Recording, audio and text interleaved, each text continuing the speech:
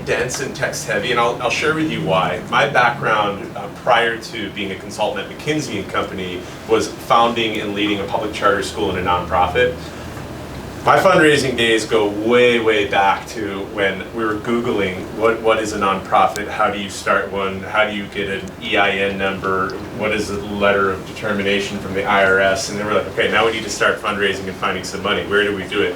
I had no shame in asking people for money. I was reaching out to my little sister's ex-boyfriends on LinkedIn. You send me after someone, I'm gonna ask them to join me in our mission. But tonight, the reason why I chose fundraising is, can someone share with me, what was the last time? By a quick show of hands. Okay, great. Can someone share with me, Diane, can you share with me, what was the topic du jour last time? It was fundraising, and what else were we were covering last time? Just any concerns that we had is what we discussed. Okay, any concerns? Great, what else? Okay. And question, yeah. Great, what else?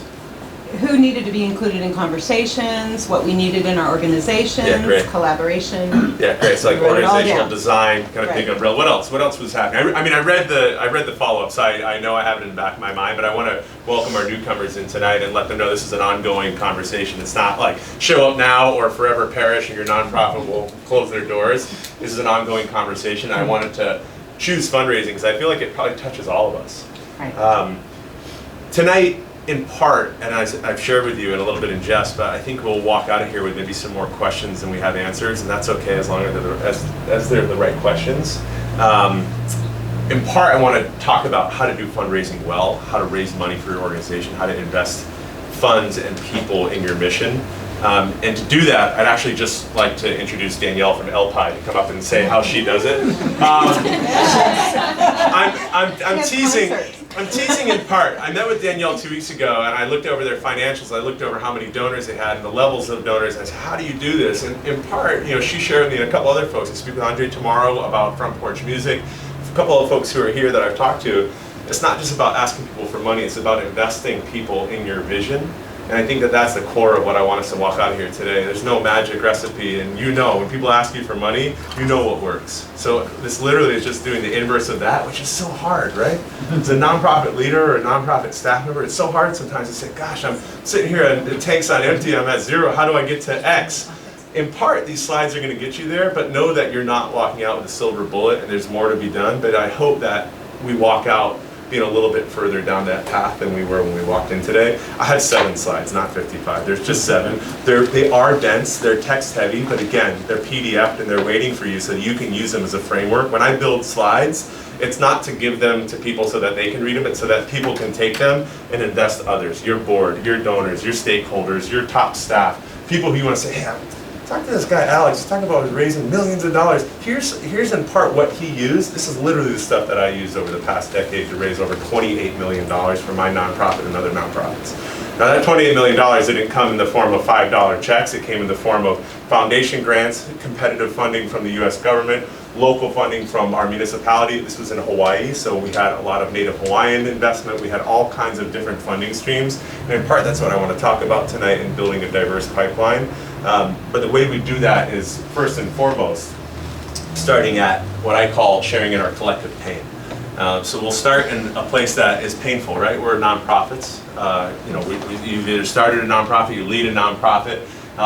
The pain points that I saw you folks write down coming out of the last one, a lot of you said the same thing. So not that that fixes anything, but again, know that you're not alone. And in part, what I want to walk out of here with is an understanding that we together as nonprofits in the Loma Linda community can make sure that we're rising all boats with one single tide. I think sometimes as a nonprofit you think you're against the world on your own with only your mission, and then when you look around there's other people who are doing the same exact thing you're doing. Now get on the philanthropic side of the house. If you're sitting there in a foundation and everyone comes to you asking the same thing, wouldn't you just say, why don't y'all get together and just ask for one big grant and then share it and go out and move the needle together? So we're going to talk a little bit about that too, and I think the discussion afterwards will probably break into a few things. So we'll start with our pain and what's causing this pain. And again, this is sourced from what you wrote last time and from my personal experience as a fundraiser and a nonprofit founder and leader as well. Transferable solutions. Again, we talked about some of those solutions being short and long term. It's not just about walking out of here and saying, okay, I have some language to send an email to someone and ask them for money. That's not what this is about. What it really is about is multiple horizons. You think about the arc of your fundraising. It's short-term, it's medium, it's long-term. And in part, those strategies are similar. You're asking people to invest in you, in your vision, in your mission, and the impact of your nonprofit. But you're also asking for people to believe that you, as well as the other folks in this room and other nonprofits who maybe would have been here tonight, are able to move the needle together. Again, we're inspiring people who are willing to invest in us. There's wealth in this community. There's wealth in surrounding communities just waiting for us to go invite them to our mission and our vision. And there's ways that we can do that. Again, just put that mirror up. Think about when people reach out and ask for your support, what moves you and compels you to do that. Sometimes there's a block and we bring that into our own lives, and we'll try to loosen that up a little bit tonight. And the third thing I want to do is take those first steps together. So 1 in 3 nonprofits close their doors within the first 10 years of operation. Think about that. 1 in 3. So you look around, the whole thing. Look to your left, look to your right. Really though, first 10 years. And everyone wrote their charters and wrote their plans and had the best of intentions, but it's hard to be out there if you're not cash flowing as an operation, and if your bottom line is a mission and hope, it's difficult. That's not to say don't operate a nonprofit, don't grow a nonprofit, but in order to have a sustainable business model, we have to think past sometimes what has plagued others. So, for me, just briefly, where I'm coming from in all of this is that I started a public charter school in Hawaii. I'm from the East Coast originally, so if anyone is checking the Boston Celtics score on please let me know. I know I'm in Warriors country, but I don't think they're playing today. So grassroots, the ground game in getting people, your donor role, right? When you look at one of your nonprofit's websites, and I look at many of your nonprofits' websites, guys, seeing what you folks are doing as community, there's a lot of names on there, right? And their names on there, if they gave 5 or 5,000, and that's important that people look and they see that you're not the only one kind of pushing this mission ball up the hill. So for me, starting a nonprofit and starting a public charter school, I reached out to everybody, and it was the friends and families and people in that local sphere who gave the support first.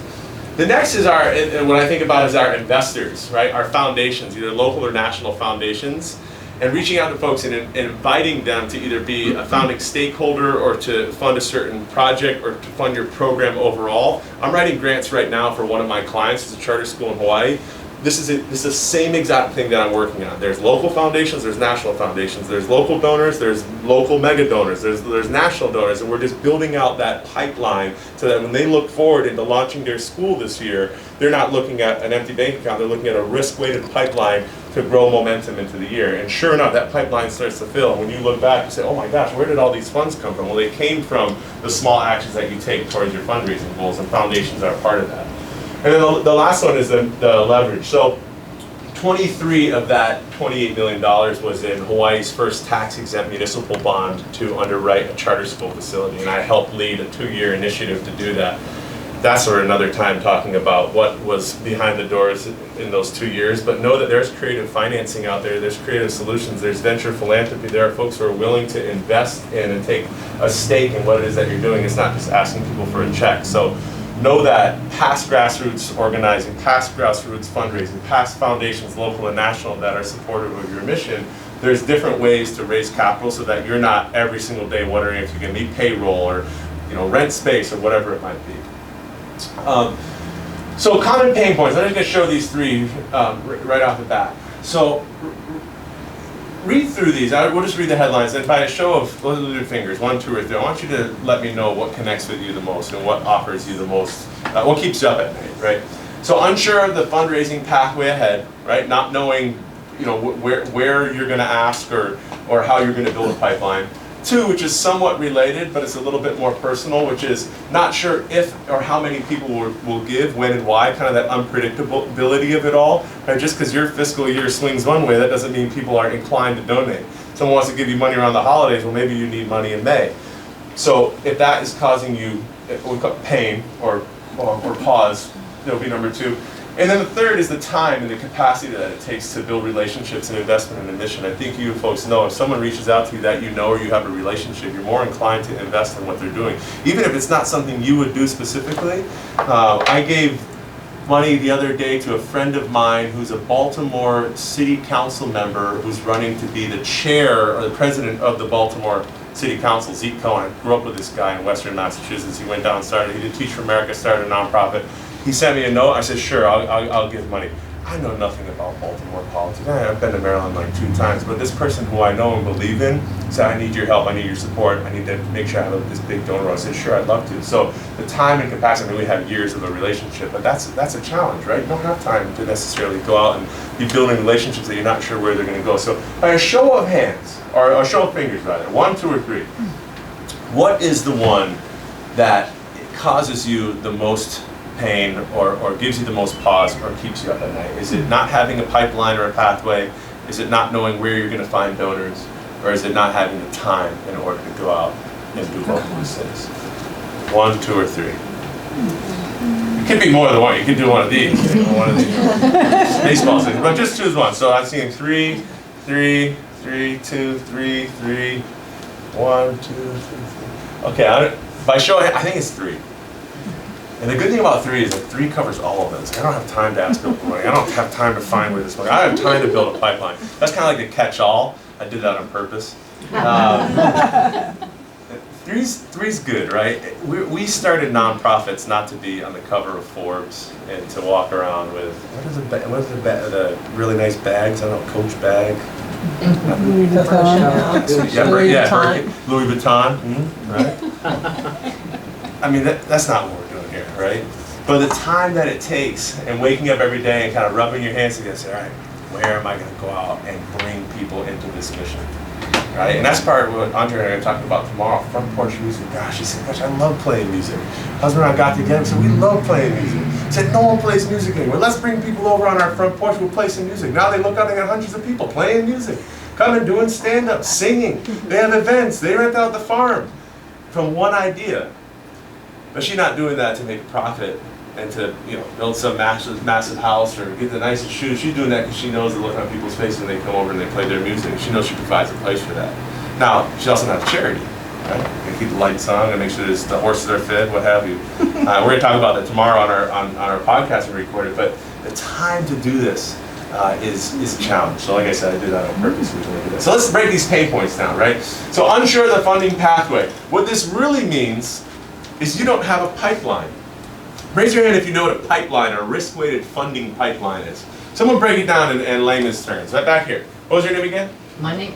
Stephanie. Stephanie, share with us what are we referring to when we say a risk-weighted pipeline or a pipeline for fundraising? Knowing a little bit about whoever the person is and what you think the percentage is that they might invest in your mission. How do you determine that percentage? By talking to them, developing the relationships, number 3. Yeah, good. Have some time. It really, if you have a framework and methodology, and that's how you use it, I think you're 10%, I think you're 30%. When I build stuff out for my clients, I do 30, 60, 90. Like, well, how do you know? I'm like, well, you know. If it's 90, you'll know. If it's 30, you'll know. And if we don't know, it's 60. Like, it doesn't have to be rocket science. This is not NASA here. They're going to, they maybe are going to, they're probably not going to. It can be that simple. But the risk weighting, why is it important to risk weight our pipeline and not just put every single idea? I'm looking around and saying, oh, there's 40 people in this room. They all gave me $5,000. I got $200,000. There's my budget. I'm good to go. Why is it important to risk weight it then? Time, your own time, the amount of time you put into pursuing those. Not a no to that, because I think that's a great point, but in particular to a pipeline, this first one, what's causing us challenge for not knowing where our funding is going to come from? I saw a hand over here, I'm going to cold call. Not buying yet by the pipeline. For the pipeline, okay. The reason why we risk weight a pipeline is because if you look around, take this room for example. If I'm fundraising in this room, so there's 40 people here. I need to raise $100,000. It's $2,500 from each person in this room. Not everyone's going to give me money, right? Not everyone's going to invest. Not everyone's going to invest at $2,500. So we sponsor one of our students at $2,500. Someone says, I'll sponsor half a student. I just want one semester. It's already May. I'm not giving you the whole $2,500. So we weight what each person's possible gift is going to be to give us the overall outcome. The weighted pipeline allows us to understand what our pathway is ahead. And for folks, who here is on a fiscal year from July to June? Only a few people. Education background. In my mind, everything's a school year. Summer break. You're like, what about January to December is the other option? Are there other people who have different fiscal years? May to June. Yeah. June to May. June to May. June to May? Yeah? June to May. Why is that? Here, I don't know. Why is that? That's the way it all started, and that's the way. I like that it answer. went That's the way it all started. That's why. Alex, you're not from here, and that's the way it all started. I like that. Yeah, I don't know. When we build our fiscal year, like, let's just do it the school year, because then we can fundraise at the end of the school year. And so, to get across that, we're going to launch this new school year. 100 kids coming. They need iPads. And it was like, go, go, go. We're able to bring in money. That's called gap fundraising. When you got 36 grand, you got to get to 50. What are you raising in $14,000? Because you don't have it. What's the point? Because we just need to get to 50. So that's the final oomph, and we did that at the end of the fiscal year each year. So seriously, I'm curious, and I think sometimes people fundraise. Quick tidbit, and we'll rush through these slides. People fundraise on these giving days. I get all these emails from my colleges and teach from area saying, "Oh, it's Giving Tuesday." I said, "I don't care." That means nothing to me. Well, it said 18th, and in 1918. I said, that means nothing to me. So my staff always gave me a hard time. They said, we're going to miss out on opportunities to raise money if we don't fundraise on Giving Tuesday. I said, you know what? We're just going to go harder then during the holidays, at the end of the school year, when our founding class goes off, some random day that we create. But this is in jest a little bit. Back to the pipeline, the root cause, having a risk-weighted pipeline is so important to sit down. Someone who's going to bring on your nonprofit, and if they're going to be a fiduciary to you, or they're going to buy you, or they want to know whether or not they'll lend you some money from a bank or something. I say, where's your risk-weighted pipeline? Because as a nonprofit, if you don't cash flow, you don't have fees, you don't have a SaaS model, you need to be able to show that you actually have a sustainable business model, and a risk-weighted pipeline, more often than not, was the way we did it. So hold that in your mind, and when you open these slides and you say, empty pipeline, I don't know what that means, send me an email and say, what were you talking about? And I'm happy to give you just a few quick bullet points. But this is the goal. This is exactly what led us to raising millions of dollars for our school. It wasn't just the donors, it wasn't just our mission, it wasn't just that we're the newest and fastest growing charter school, it wasn't that I only hired women and Native Hawaiians for my entire school. All of those things mattered at some point, but the strategy, the vision, the purpose behind all of our fundraising was a risk-weighted pipeline, and I cannot stress that enough when we're walking out of here. If you take one thing away from tonight, it's not a strategic plan, not capacity, not donors, not all the other things. Having a risk-weighted pipeline for your nonprofit is so, so important to take those immediate steps forward. Quick question, does Please. this mean having a sense of your group, that your donors, of who, like that's what you mean? I still don't know what a risk is. Yeah, so this is a good question. Thanks for slowing me down. Let's go back to this room. I love using this room. Like you're all thinking like, don't worry, I don't run a nonprofit anymore. I'm not gonna ask anyone for money. But I look around and say, okay, it's Danielle. I know Danielle. What if Danielle, maybe she'll give it $500 to, but maybe she won't. I'll put her at 60%. I'm gonna ask Danielle for $500. I put her at 60% that she's gonna give it to me. Danielle now in my pipeline is how much? $300. Oh. Not 500, 300. So the risk, it backs it away, right? You temper that overall goal, so then you know that you need to go out and ask more, ask bigger, ask broader to get to your final goal. Where that backs into actually the X's and O's and the math of doing a nonprofit, say your budget's $250 grand a year, you need to have a risk-weighted pipeline to get you to $250, not some big donor out there that you know is going to cut you a check for $250. The risk weighting of it allows you to be strategic and use your time in a much more strategic way to align your efforts towards probability and how you're asking, who you're asking, how much, and when. Good question. Okay, second piece, not sure. Again, these two stack on each other, and then the closeout is the catch-all there. Not sure who will give how much. That's just a lack of consistency in how we're understanding our pipeline, right? If I don't know all the people in this room, whether or not you'll give to me, then I just haven't done my work, and I haven't done the background research. I don't know your capacity. I haven't looked at your Form 990. I haven't looked at, not your tax returns, but I see your name on a bunch of different foundations. I say, okay, this person's a giver. They are philanthropically inclined. I'm sure I could ask them for a coffee date or meet them at a chamber event and say, hey, this is what I do. I'd love for you to come to our next event. And then a quick follow-up email is great to see you at our event. Please, I would love for you to join our founding circle at $100. And they say, I would love to, right? It's like that swing of the pendulum, and there's that consistency and that smoothness of that swing of the pendulum for each person that allows you to know and not wonder and put a question mark by everyone, right? Again, it's not that every single person you ask for funds or to invite to your mission is going to put 90% by their name. We had a lot of people at 10%. I had people who sat down and said, I don't like charter schools, I will not give you money. They were our biggest donors. Seriously, every single dollar I say, that's a maybe. Yeah. Something's going on. And I was like, why? What do you have against charter schools. Well, they're not even public schools. I said, you're wrong there. They are public schools. Well, they take private dollars. And wouldn't you? You think the state's giving us enough money to educate your kids?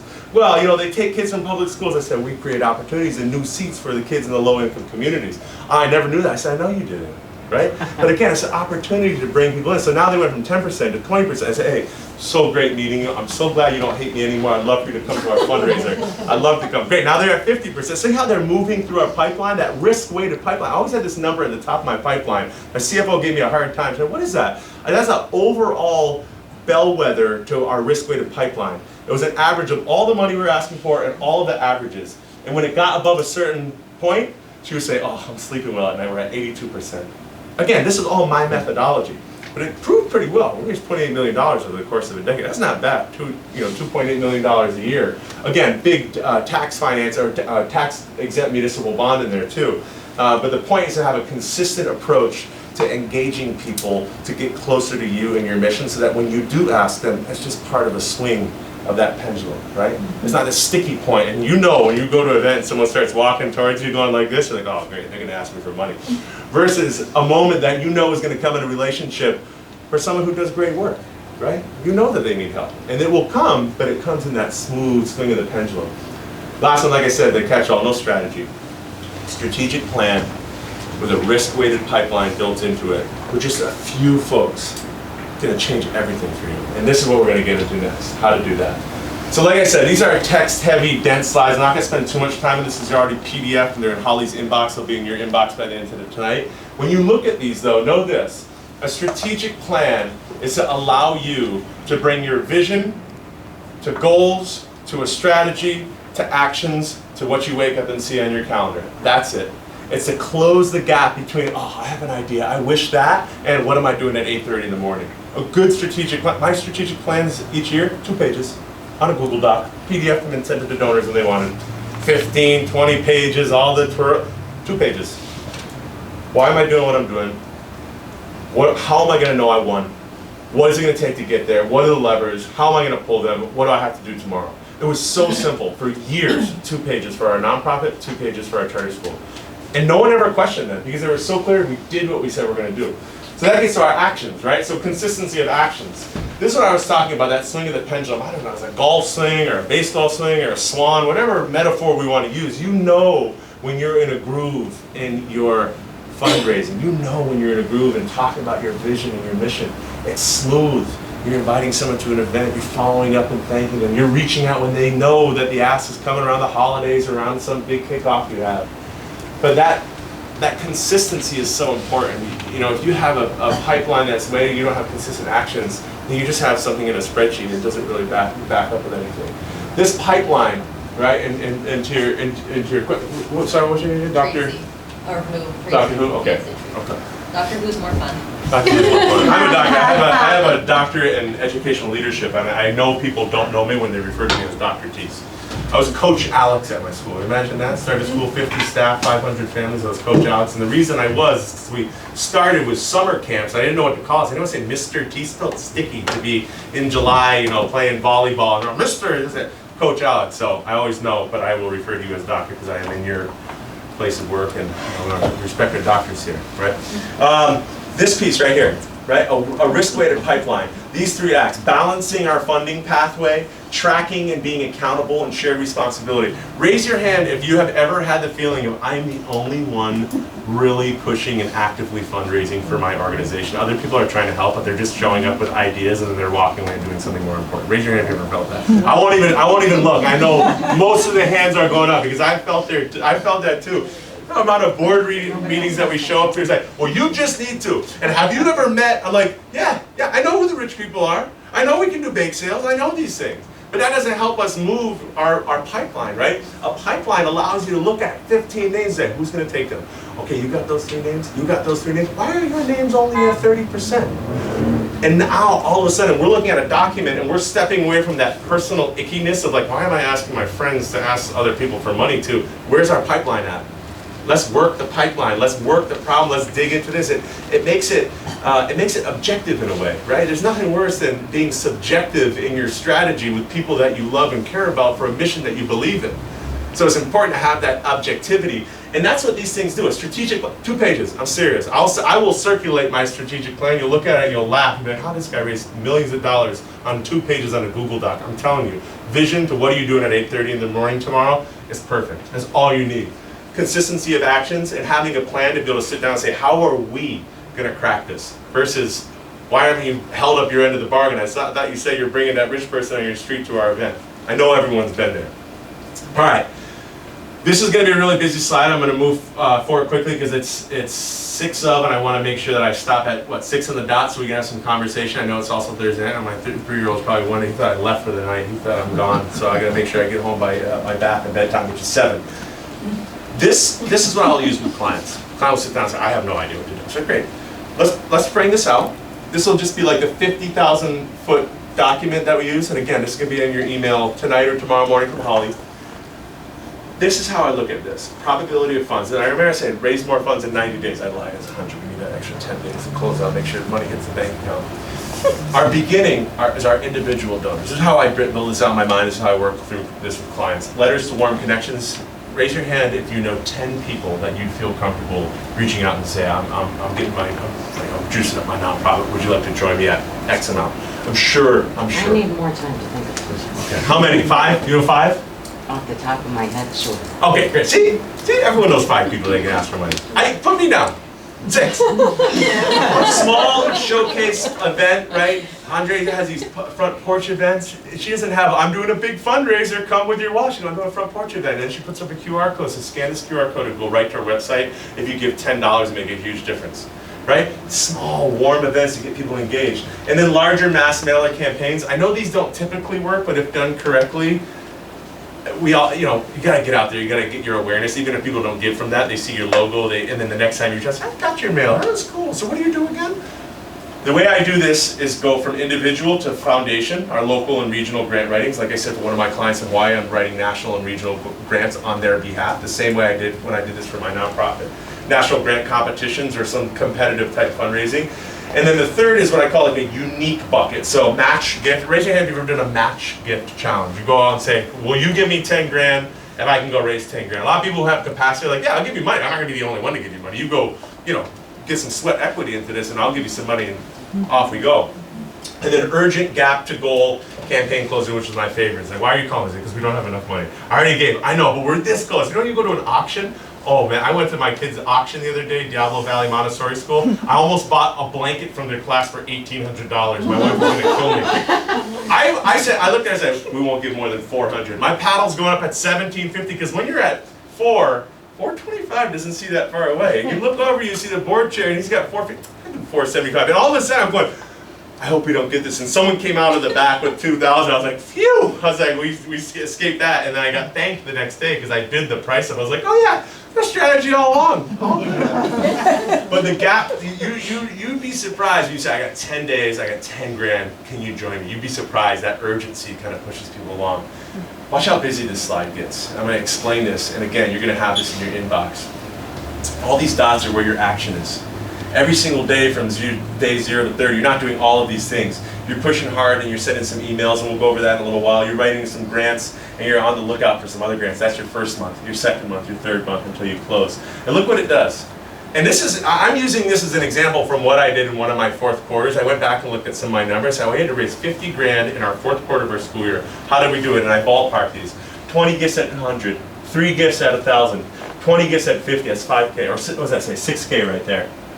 2 $5,000 local grants. Foundations have to give money away. You ever looked at a Form 990 of a foundation? Look it up on ProPublica. Any single foundation. Look their EIN number up with ProPublica and search for the foundation. They have to give money away by IRS standards. So they have to give money away. They just need to determine who to give to. So what if they give you some? There's $20,000. Now all of a sudden you get a $10,000 match, a $14,000 gap to close, and you've raised $50,000. This alone doesn't raise you $50,000, but you see what we're doing now? We're talking weighted pipeline, we're structuring our strategy, we're talking about consistency, and we're realizing strength of our pipeline is directly correlated to the intentionality and consistency of our actions. I'll say that again, strength of our pipeline directly correlated to the consistency of our actions. It matters, the inputs matter. You want the output, that number is just an output. It's not the input, the consistency of our actions is the output. Again, this is a busy slide. You're gonna see this PDF. Watch how busy it gets. See that? It's too busy for us to go over right now in 3 minutes. Point of this slide, there are simple actions that you can take that are aligned to those 3 points we said. Pipeline, consistency of actions, strategy, 2-pager strategy. Remember? Very simple that you can take to get to a place where you have a pipeline. Check these slides out. I was gonna do a little activity and show you how quickly it is to build 2.5 hours out of your calendar and take a chunk out of that page before with all the dots. These are some of the actions that you're going to take, and it gets you across the individual giving, which we refer to as IG, corp found, corporations and foundations, and then those unique gifts as well. So we were going to do this. We don't have 5 to 10 minutes. We have 2 minutes. But I'll end on this. That's my QR code, so you can go to my website. I'm also very easy to find. I'll be at Headlands Brewery tomorrow with my 3-year-old for a date night, so you can find me there. But I'm on Google Alex Teece. Send me an email. Send me a text. I love this though. Starting a nonprofit, one of the most daunting things, and I was in Hawaii, right, as like someone from Western Massachusetts who was like, what's the Celtics score? And I'm out in rural Hawaii with the native Hawaiian families going, what do you have to offer me? What I had to offer was an opportunity and a vision and an idea, right? And I asked people to join me in building this idea, and people came, and what I could do, build a school, they couldn't. But what I didn't have was money, and they did. So that matchmaking, telling you, 2-page strategy, just a draft on a Google Doc. You can PDF it, put your logo on it, it looks professional. A risk-weighted pipeline, thinking about 10 people that you know, thinking about 2 or 3 local foundations, 2 or 3 national foundations, a match gift. All of a sudden you're sitting there going, I've got a risk-weighted pipeline of $50,000 and it's Monday. And I haven't even put any effort in this. And then consistency of those actions, some gentle outreach, inviting to some fun events, some follow-up, asking to join you. Take this deck, look at it, hold it against what you're doing now. I promise you, 90 days. If 3 months have gone by and you haven't raised any more money with those 3 actions, risk-weighted pipeline that we've talked about, and I'll gladly, I'll share you my template, I'll send you resources, I'll sit alongside of you while we build it out in a Google spreadsheet. It's so simple to do, and you'll look at it, consistency of actions in a 2-page plan. If you haven't raised more money in 90 days, call me and put me on the spot to donate to your foundation. Okay, thank you. That's it. Thank you very much.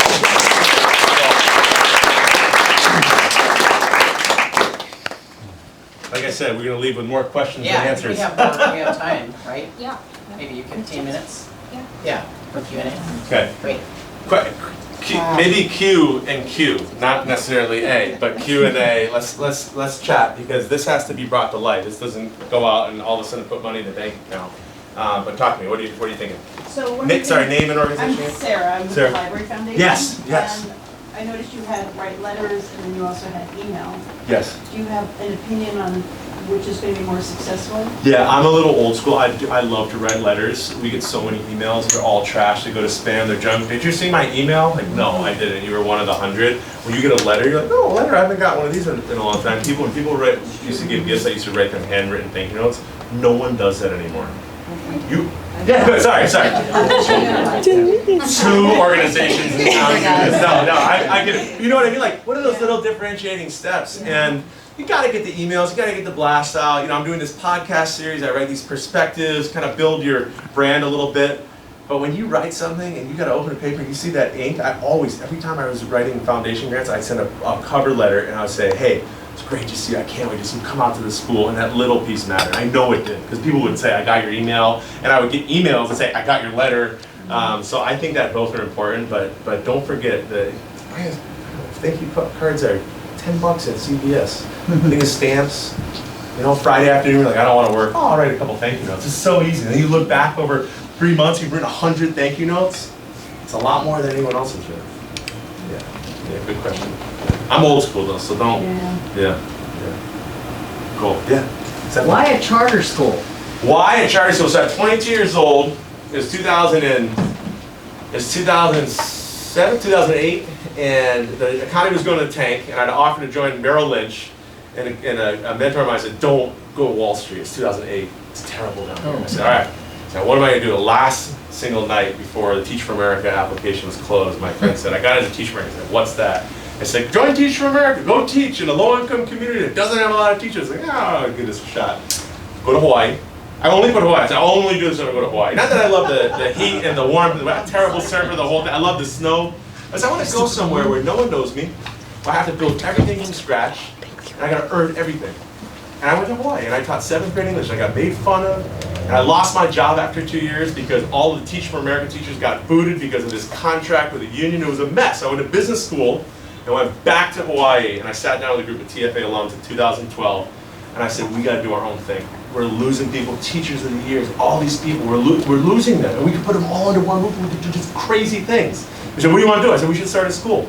We Googled, what is a charter school? I kid you not. And then we Googled, how do you start one? And then 10 years later, we're the newest, fastest growing charter school. We won all these awards, Teacher of the Year. Kids are going to DC and Japan. We did $24 million fundraising. Go to our website, it's nuts. And then I had to step aside because I'm a visionary risk taker. I'm not a principal. That's the title of my dissertation, my doctoral dissertation. I am not a principal. So I had to step aside. Yeah, that's why charter schools on Hawaii. Funny where life takes us. What else? I love these questions. Are you using any donor-based software?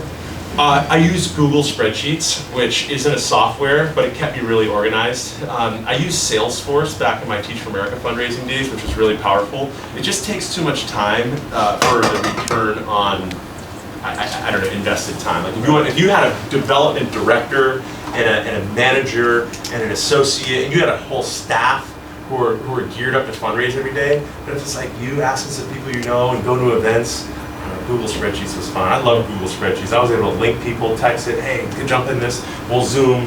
It's so easy to share. Google Spreadsheets, Google Docs. That was the kind of the interface that I used. But yeah, good question. What else?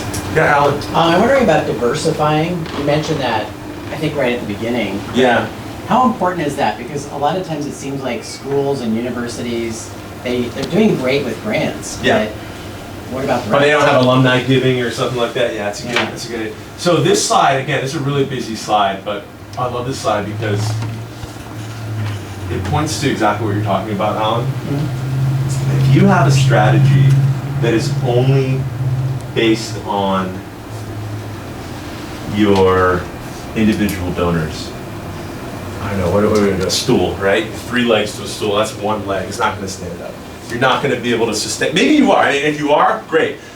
The majority of nonprofits who fall under the bell curve and are your typical traditional nonprofit has to go out and find funds from like 4 major sources. 1, IG, individual giving. And you can break out individual giving as like your grassroots operation, your medium and regular sized donors, your big donors, your sustained donors, your lapsed donors. Like you can cut that a ton of different ways, but those are individuals you're looking in the eyes and say, please join me in my mission.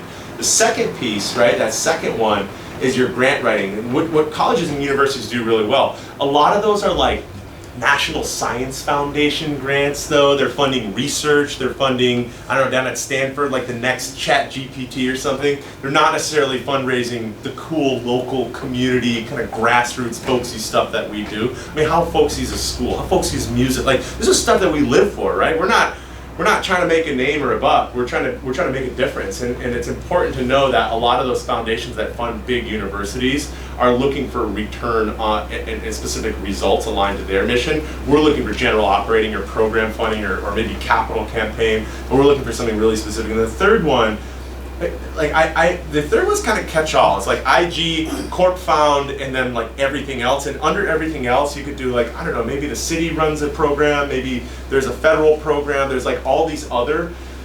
When we talk about diversifying, it's so that you can look at fundraising as inviting a very wide spectrum of individuals, organizations, corporate interests to your work.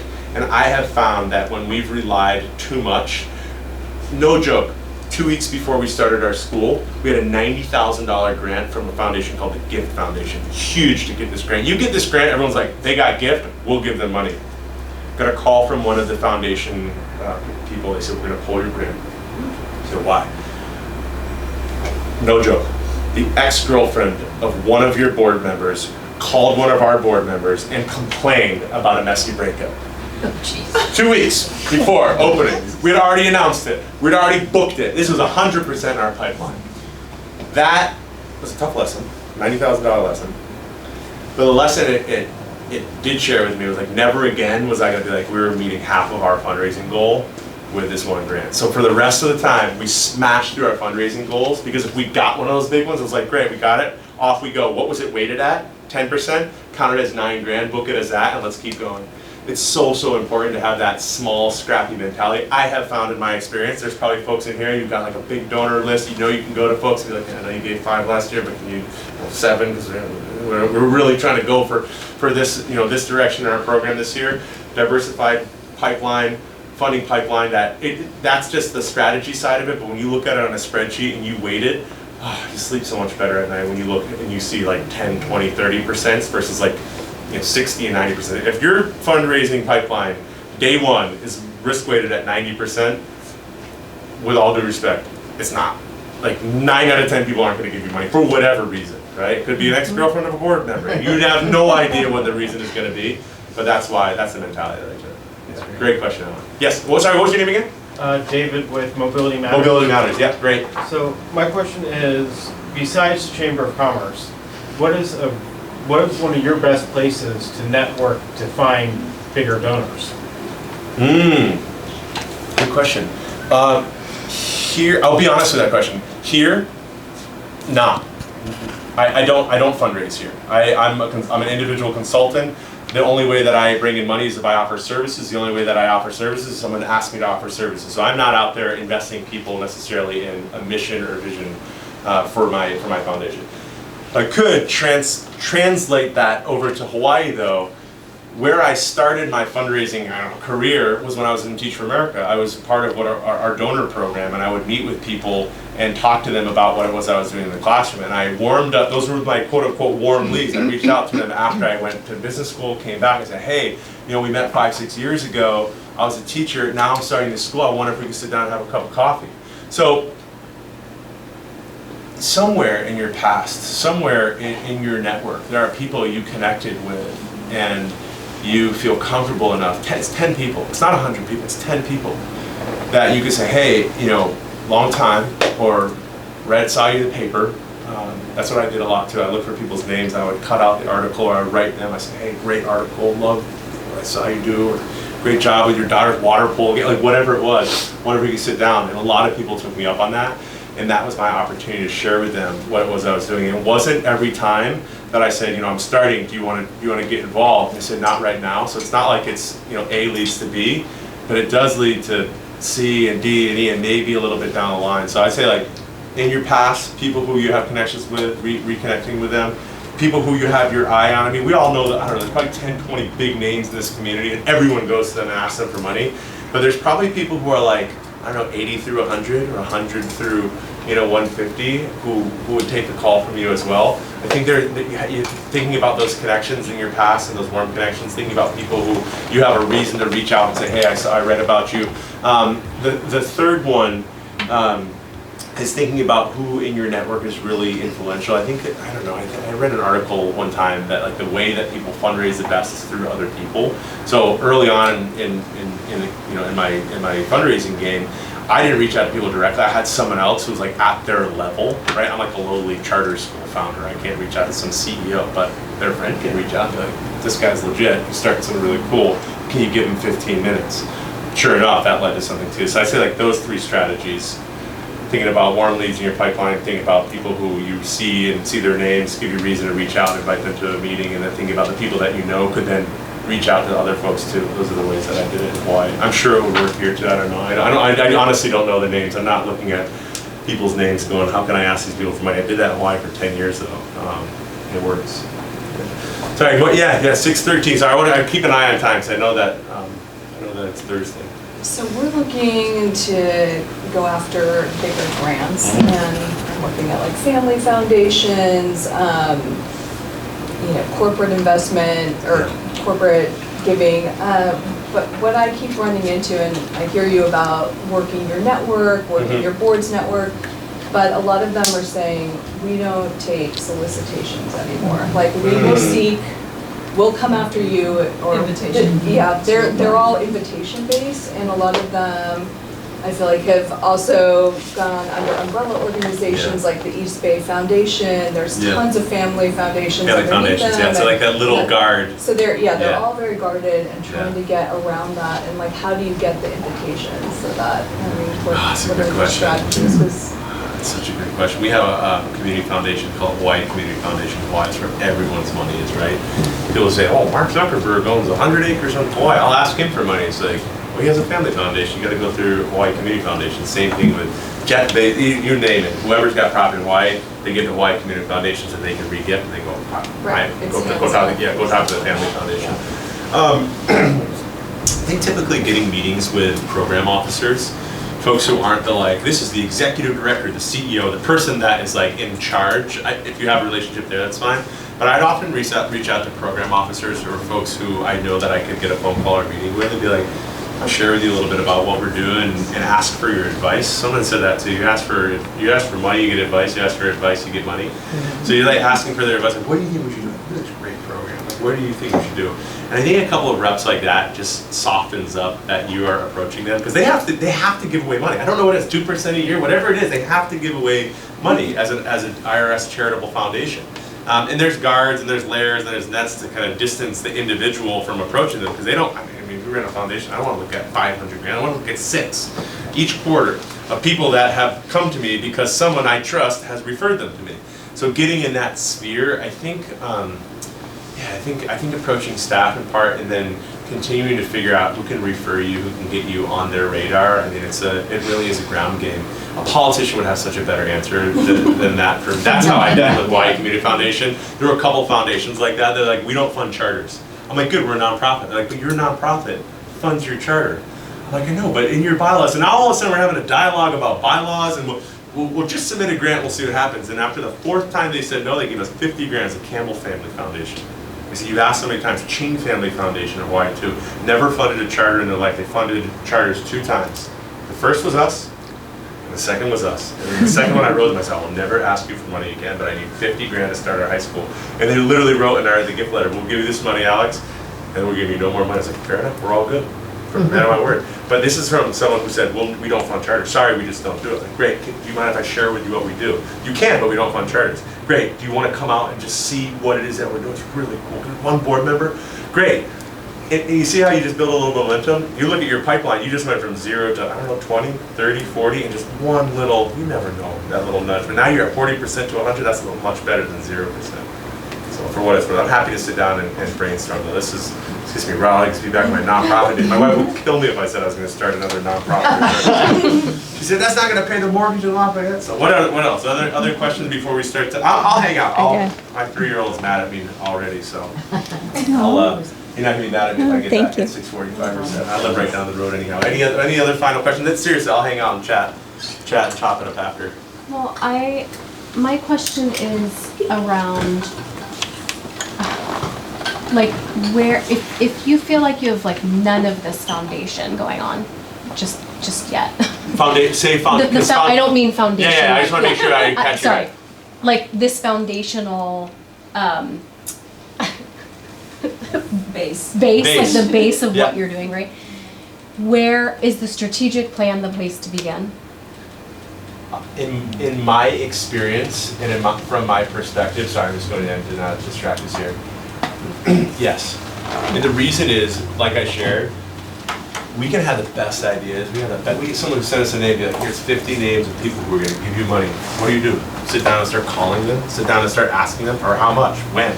What letter are you using? What letter are you using? How do you, like the strategy in all this, and I know we hear strategy, now this is coming from a management consultant, so like, caveat what I'm saying, because I'm all about strategy. But the reason I am is because I've done it before, and I know what works. And there are times where I got so amped up and hyped up because there were opportunities right ahead. I said, we gotta do a golf tournament because these people are here. We gotta do this, this fundraiser. But if we didn't have a strategy going into it, we just left so much on the table because we didn't know who was coming.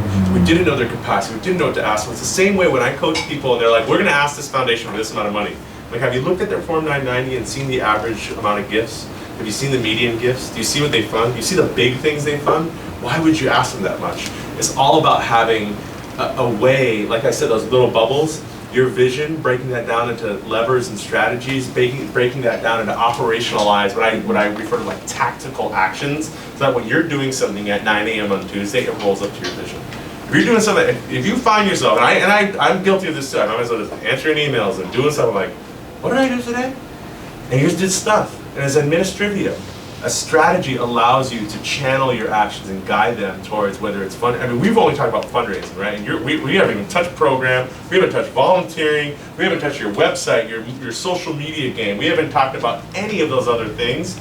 But I would apply the answer to your question to all of those. Having a strategy, having just a bare bones minimum plan to approach and attack some of these problems. Because those are all problems too, right? Maximizing your program, making sure you're delivering on your mission, making sure that you have great volunteers, making sure you're retaining them, making sure that your social media is, like all of those things matter too. And I would say strategy, strategy, strategy. If you don't have an approach and a strategy, none of it matters. So I would say strategy is the base, and then consistency of your actions against that strategy. And then because we're talking about fundraising, that it's not a silver, that unlock for your fundraising game is a risk-weighted pipeline. It's so easy to make too. You make it tomorrow morning in half an hour if you know how to do it. Yeah, strategy, I would say every single time. Alex, do you start your strategy though with the mission statement? I start with a vision. The vision and mission? Okay. It's a Or dream house. vision, School I started, mission, empowering homegrown vision, leaders to be leaders of our island community. I said, this is what I want to be true, this is what I want to be real. Okay. My mission then is a vehicle to get there. So we're going to create this school, it's going to empower these kids, we're going to be change makers and leaders of our islands. Great. Well, how are you going to do it? Well, now we're going to have this building and we're going to recruit these people, we're going to put together this program. It's a pyramid. That's how I build it out, but it's a vision. It's what do you want, what do you want to be real? What do you want to be true? And then you back it up into what is it going to take to win? And then you back it up to what do I need to win this week? And then you back it up to if these three things, if only these three things happen, I'm going to feel like I want. And then you look at that pyramid and it starts to make sense. But yeah, strategy and vision. It's 6:20. Should we just break so that people want to get out so they don't feel like they're leaving mid-conversation? And if you want to hang out, seriously, I'll hang out, we'll chat. QR code, find me, I'm easy to find. And thank you all for being here. Yeah. I'm sure Alan would like to close out, but I'd also like Dr. Brecken to explain a little bit about our facility here since she's there. Oh, sure. Hi, welcome everyone. Thanks for coming. I will be brief. So I'm Dr. Brecken, our doctor who has a patient out on tonight. But you are at East Bay Health, and so we are a nonprofit drug primary care center. So that means across the hall right there is your pretty typical office. We try to make it cozy, but it's a normal medical office with procedure room, EKG, ultrasound, the whole gamut. And where you're sitting now is the community space. So this is where we have healthy cooking classes for both grown-ups and after school. Our Lafayette kids, probably many of you have seen, they walk across the street here and come after school. We're actually just had a big fundraiser last month. And funded a year of postpartum support groups. So we're having therapists and a pediatrician start that this summer. So we will share that. So that will be free for all moms and their babies. And so we will share that. And our mission here is basically to have happy doctors and healthy patients.